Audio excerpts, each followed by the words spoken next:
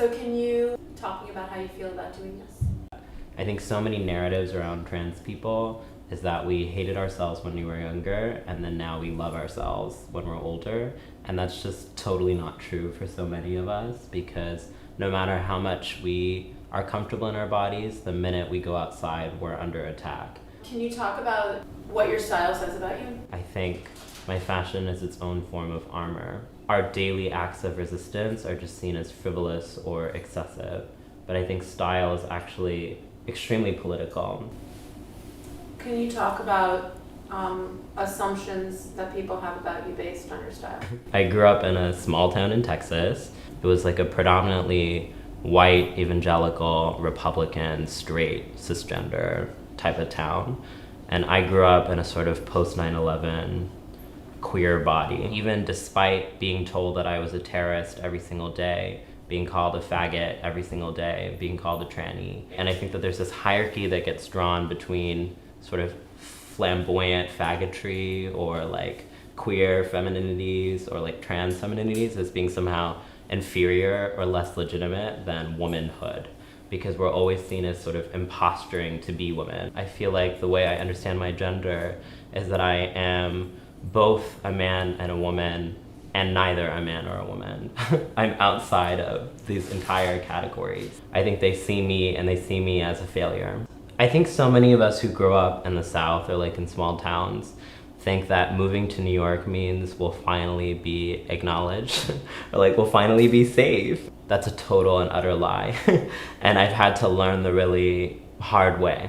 But in New York, I think because it's such a large city, there's so much anonymity.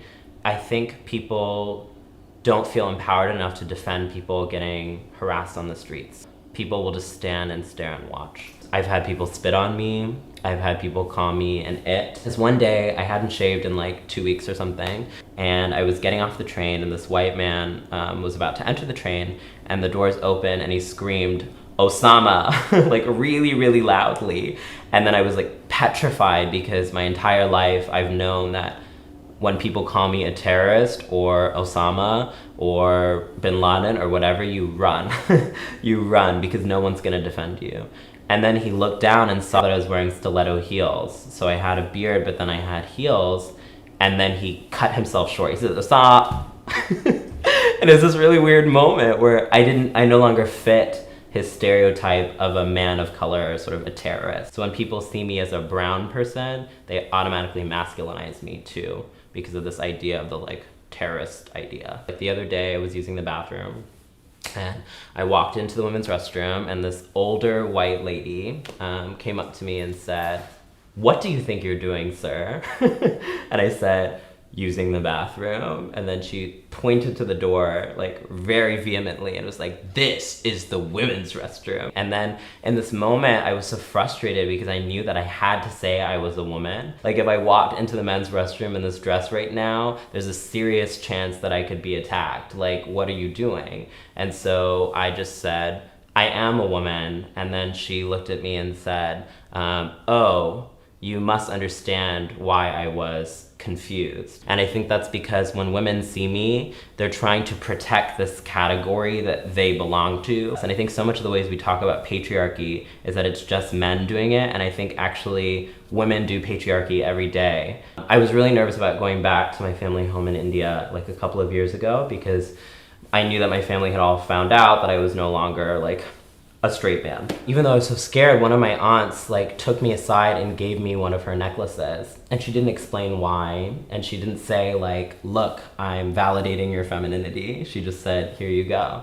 And all these subtle moments in my life matter a lot to me. People would come up to me and say, "Why do all Indian people smell bad? Why are you all like dirty?" I would go home and tell my mom like I kept on washing my hands, but this brown wouldn't come off of me. I grew up feeling ugly because I was brown. I thought brown people could never be desirable, could never have sex. I thought we were all ugly, and we all needed to be white to be beautiful. And then when I started to present more feminine, people started to call me a faggot. When we go to the club, everyone's gonna be like, "Oh my God, I love your outfit." But no one's gonna ask us, "How are you getting home?" They don't care because I think trans feminine people only matter when we're fabulous. The very core of misogyny against trans people, or trans misogyny, is that we're always masquerading as something we're not. That we're always just put on this dress to trick someone. And so therefore we are always seen as worthy of our violence. That's why people don't stand up for us. It's kind of like, you chose to be that way. You have to take the brunt of it.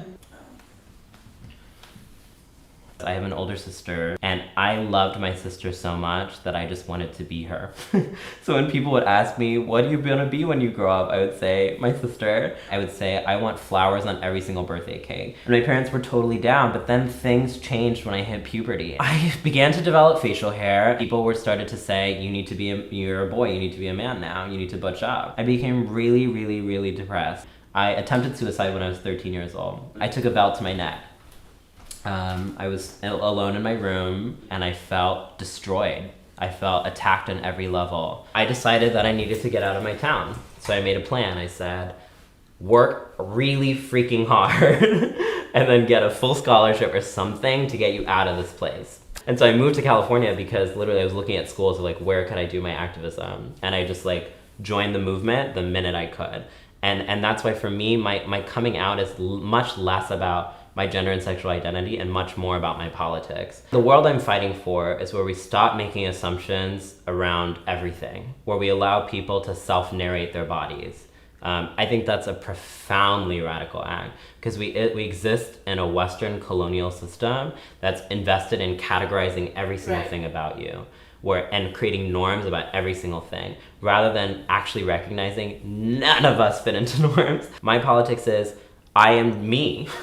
I am Alok, and Alok exists outside of your colonial white supremacist heteronormative gender binary. I don't have to be a woman or a man to be coherent, and I think that threatens so much of the fabric of the society. I wasn't born in the wrong body, I was born in the wrong world. I see my hair as part of my femininity. If I have a beard and lipstick, that's part of who I am. Why do we always put the onus on people to change their bodies and the onus on people to prove or authenticate themselves to other people versus have society shift their norms? This is why trans women get murdered, because what ends up happening is that when they're hooking up with someone sees a penis and then kills them.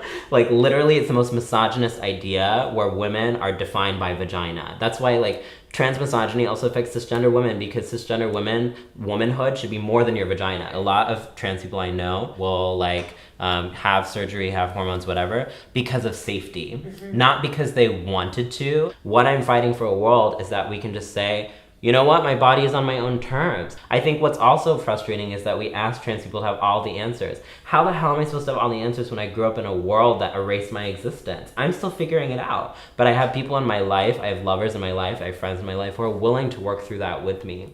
And that's been the most liberating part about becoming politically active. I would much rather know that y'all would, if someone was yelling at me on a train, say, hey, stop that, versus like, knowing my pronouns.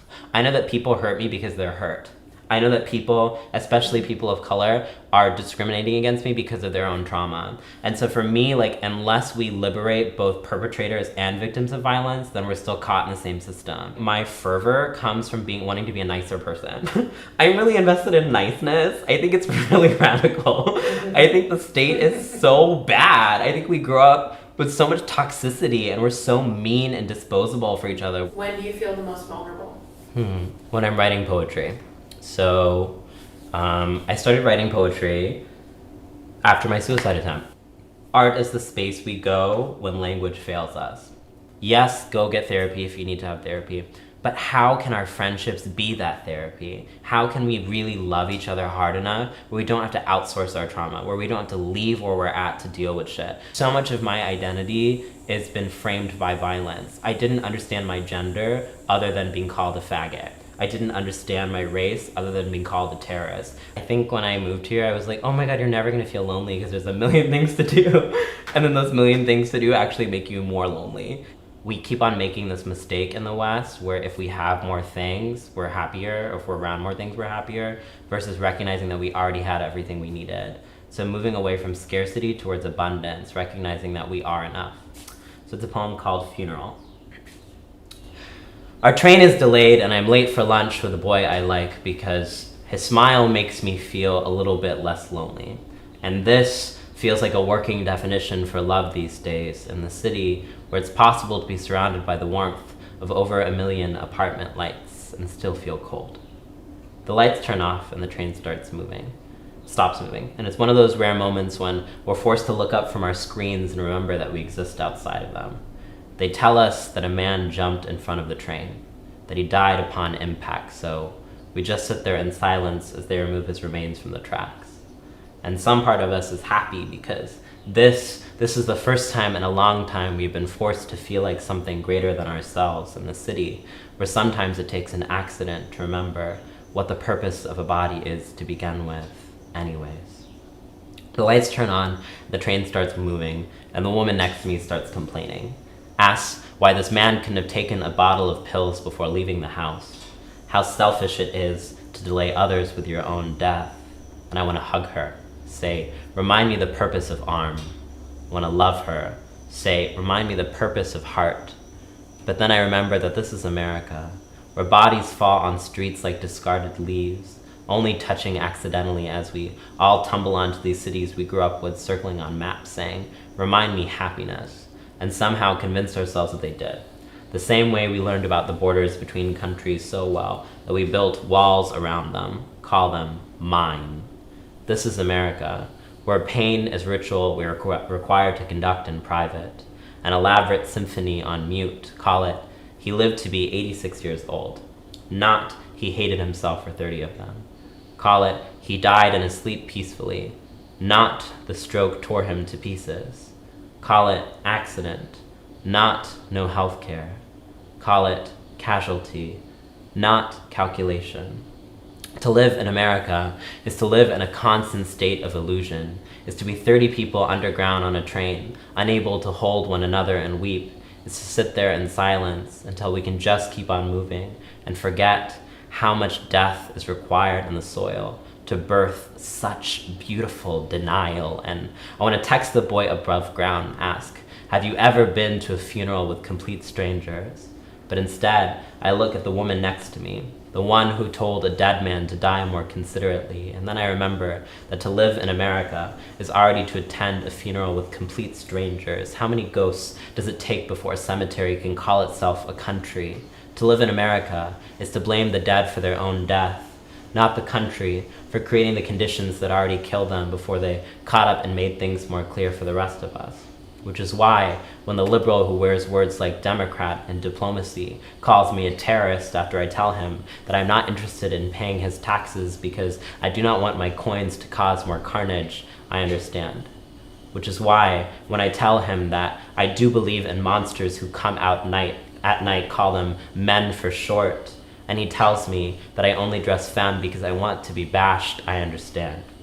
Which is why when I tell him that the same women who started his movement are still being murdered and the same cities he's getting married and calling it momentous, and he gasps and says, that happens here in America? I understand. The way we've been taught to apologize for the pain, to erase the hurt, to numb the violence, to deny that we may not be able to wake up in the morning, that we may see a pill coming in the place of the train, that we may wonder what it would feel like to finally have others empathize with our struggle for once in our goddamn life, what it would feel like to hold the captive attention of a funeral of strangers. So I want to run back on that train, hug that woman, say, I'm afraid too, say, remind me trust, say, sometimes silence feels like the highest pitch of screaming, say, this is the first time in a long time I have been forced to publicly mourn death, and there is something beautiful about that, say, what if we allow the pain to fill us a little bit less empty? But instead, I will sit there in silence in the train. I will say nothing to the woman next to me. I will disembark at the next stop. I will have lunch with the boy I like because his smile makes me feel a little bit less lonely. I will apologize for being late. I will not have the word for a type of loss that is so distant it is intimate. After lunch, I will get back on the train. I will remember. I will soon forget.